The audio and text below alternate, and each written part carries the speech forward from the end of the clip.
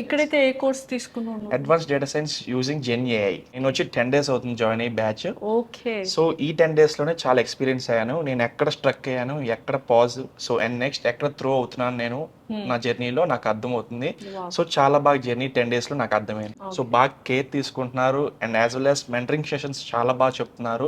Faculty కావచ్చు total 4 hours ఉంటుంది and classes వచ్చే 2 hours ఉంటుంది డేకి. సో ఈజీగా మనం ఎలాగ టాలరేట్ చేసుకోవాలి ఈజీగా మనకి అర్థమవుతుంది. ఇన్స్టిట్యూషన్ తర్వాత కూడా ఏమైనా మీకు ప్రాక్టీస్ కానీ వర్క్ షీట్స్ కానీ అలా ఇస్తున్నారా? 2 to 6 వచ్చి మెంటరింగ్ టీమ్ ఉంటుంది మ్యామ్. సో ఫ్యాకల్టీస్ మారుతూ ఉంటారు, ఎనీ డౌట్స్ ఉన్నా ఎక్స్ప్లెనేషన్ చేస్తారు. సో డైలీ టాస్క్స్ అనేది మాకు ఎల్ఎంఎస్లో యాక్సెస్ ఉంటుంది, క్విజెస్ పెడతా ఉంటారు, వీక్లీ అసైన్మెంట్స్ ఉంటాయి. సో అవి మేము కంప్లీట్ చేసుకోవాలి. దానిలో వచ్చే స్కోర్ బట్టి లెటర్ బోర్డ్ అనే పొజిషన్ ఉంటుంది మాకు. ఓకే.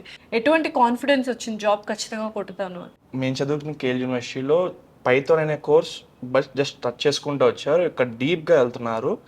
దానివల్ల ఏంటంటే మాకు తర్వాత ఫ్యూచర్లో వచ్చే కోడింగ్ పర్పసెస్ కూడా చాలా డీప్గా అర్థమవుతుంది. సో ఈజీగా మేము దాని జాబ్ని మేము ఎలాగైనా క్రాక్ చేయగలం, ఈజీగా మంచి ప్యాకేజ్లో మంచిగా సెటిల్ అవ్వం.